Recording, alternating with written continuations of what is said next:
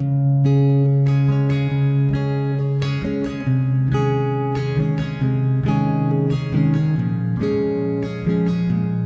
位大家好，今日我想同大家分享咧就係聽唱片究竟有冇理論嘅？其實學乜嘢都要理論嘅，學飲紅酒、學沖茶都要有理論。不過我哋將啲複雜嘅嘢簡單化，等到男女老幼、大人細蚊仔都學到，咁就可以承傳到呢個文化啦，係嘛？咁綜合我幾十年嚟玩黑膠啊、CD 啊、cassette 啊各種軟件嘅經驗咧，就發覺based on兩個途徑咧，就可以揾到呢個接近音源嘅方法。第一就係嗰個年份啦，就出廠年份啦，越前就越原音啦。第二就係嗰個生產地方啦。咁而家我將會攞啲樣板俾大家睇下，究竟點樣分析嗰啲出廠年份同埋嗰個生產地點。咁點解我呢個博物館全部大部分9成9都係收藏日本版？有原因嘅，唔係因為我擦日本鞋。咁我哋既然俾得錢入場，梗係想買條飛坐個靚位嘅，係嘛？原版等於入咗場都未必坐到靚位嘅喎，坐咗角落頭都得嘅喎，係嘛？咁我呢度就教你點樣去揾個靚位坐。咁所有日本嘅版本，無論你黑膠好、CD 好、cassette 好，都有一個叫 catalog number 檔案編號喺度嘅，係由英文字母加埋數字組成嘅。呢個就係佢嘅 ID 卡嘅身份證。咁日本人好老實，點樣老實咧？佢對消費者老實。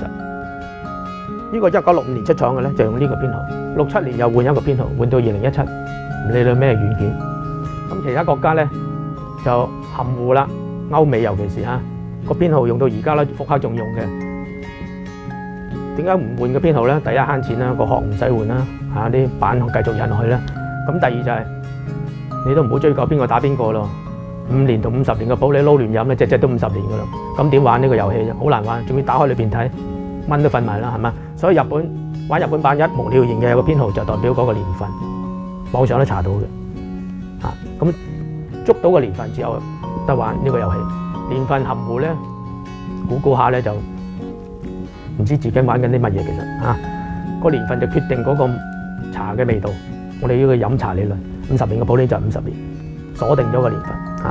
就靠嗰個 catalog number。咁呢個後邊嘅咧2003年嘅又唔同一個 number 㗎。咁跟住我哋睇下個內涵啦。我哋講下啲美國版，點解我將佢排第4咧？睇佢嘅製作用料認唔認真啦。咁尤其是70年代嘅美國版嘅碟咧，最好有得揀咧就唔好揀佢啦，因為70年代咧有美國發生呢個石油危機嘅。咁塑膠係呢啲石油副產品嚟㗎，咁佢就慳得就慳。咁喺啲垃圾嗰度再提煉翻出嚟，咁呢種膠咧 recycle 嘅物料咧，其實唔應該我哋印黑膠嘅，咁佢攞嚟印黑膠。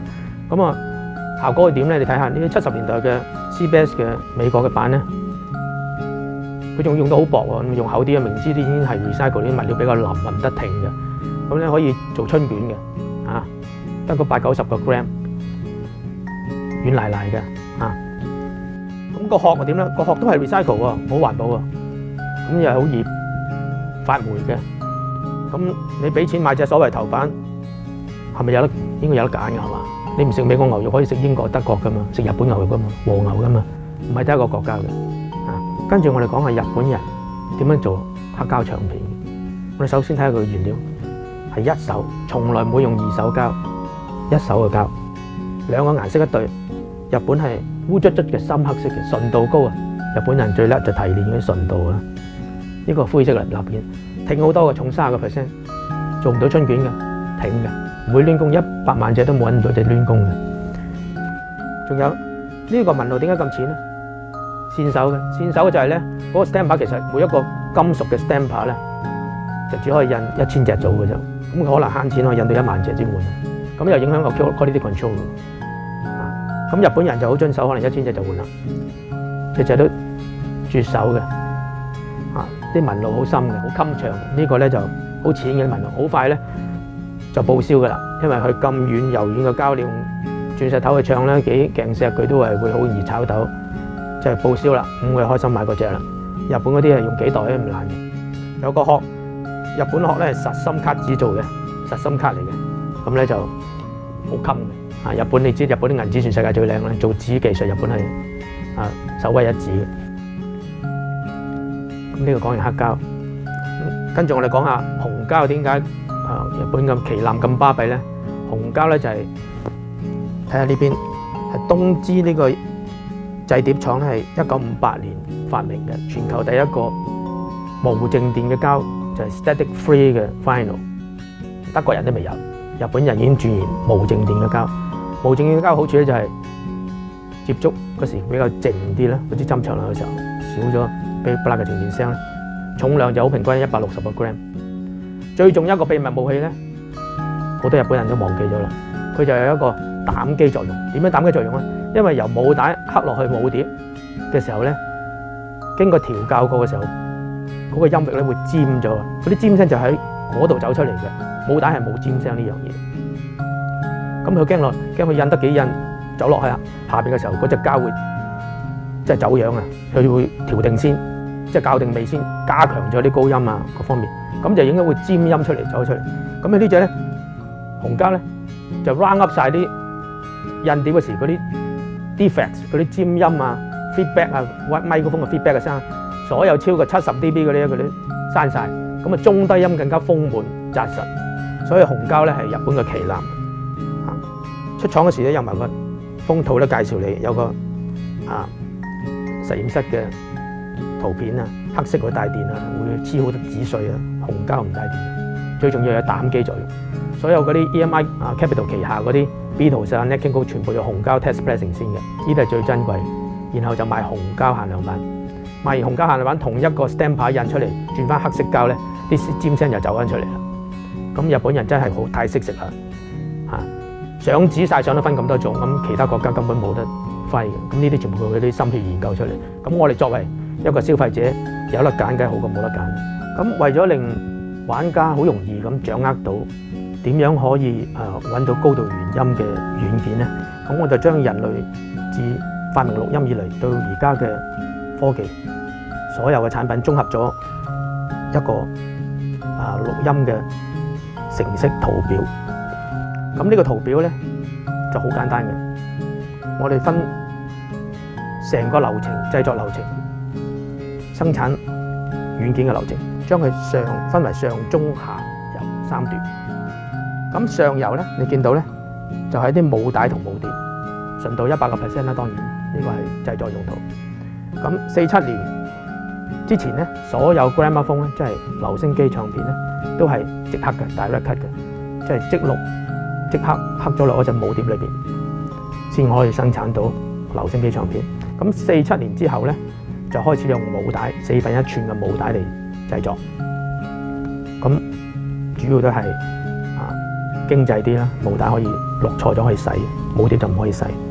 咁47年打後咧 Bing Crosby 第一個用母帶嚟製作錄音嘅。咁母帶首先要過咗落母碟，先可以生產黑膠。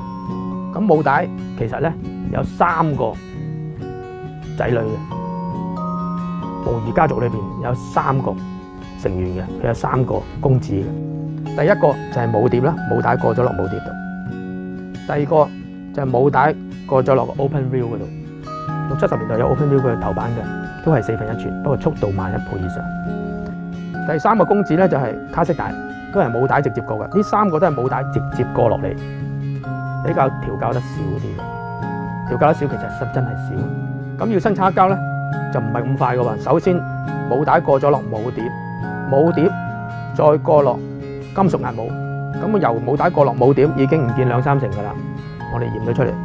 咁由母碟再過落金屬壓母，係電鍍工廠做，睇你個廠嗰個手勢好唔好啦，又唔見1、2成啊，分分鐘，因為唔係數碼㗎嘛。咁由金屬壓母就開始壓 test pressing 測試版，但係佢唔會即刻會生產 mass production， 因為咁樣做法咧只可以生產到1000張，佢要生產10萬張以上咧，就由呢個金屬壓母再拎去電鍍廠，再電鍍一個母碟，金屬母碟，由金屬母碟再電鍍一個金屬壓母，呢個金屬壓母咧只可以生產黑膠大量，可以做20個嘅金屬壓母，咁啊可以生產到總共咧一個母碟可以生產到10萬張黑膠嘅。咁其實黑膠嚟講咧，就係屬於母帶嘅數落咧，第6代曾曾曾孫，曾曾曾孫個樣同個仔似阿媽多啲，定係曾曾曾孫似grandma 哇嚇，曾祖母我都唔知點叫啦嚇，自己諗下都知道個族譜嚟睇，唔係話黑膠唔靚聲，咁我哋知道有得揀咧，原來仲有啲仲靚嘅聲個黑膠喎，咁唔可以抹晒佢喎，佢出世過嘅喎，曾經都要講翻出嚟喎，因為有啲人中意飲呢種茶噶嘛，係嘛？唔可能得一種嘅，有啲人仲聽 CD 係嘛？就話晒俾你聽啦。咁黑膠咧，就算個成色咧，最高境界咧，其實都係得4至5成度嘅啫，比起個母帶嚟講。因為母帶你唔係數碼噶嘛，過嚟過去都唔見咁啲嚇。點解用成色咧？買金器又講成色，買名酒又講成色，買茶葉講成色，買軟件音樂軟件都要講成色。個成色就係主宰你攞到嘅味道啊嘛。即係你買樽酒，如果個酒精含酒量嗰個純度得翻5% 嘅咁你咩杯都整唔翻嗰樽酒出嚟㗎啦。common sense 啊嘛，係嘛？